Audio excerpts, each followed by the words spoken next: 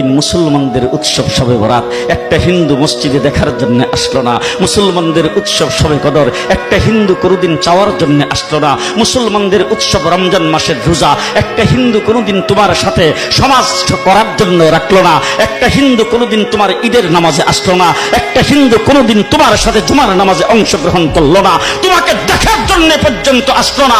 তার কারণ হলো হিন্দুরা মনে করে এটা মুসলমানের উৎসব, আর তুমি মুসলমান হইয়া হিন্দুর দুর্গা পূজায় কিভাবে গেলা?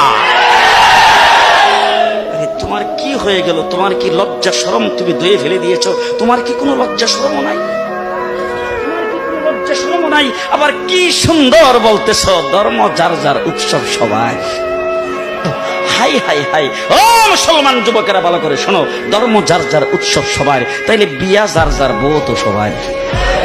জি, বিয়ে যার যার বউ সবার, পুষ্কুনি যার যার মাস সবার, গাছ যার যার ফল সবার, ক্ষেত যার যার ফসল সবার, দোকান যার যার মাল সবার। এখন ঘুমাইছে কি কথা বলেন না কেন?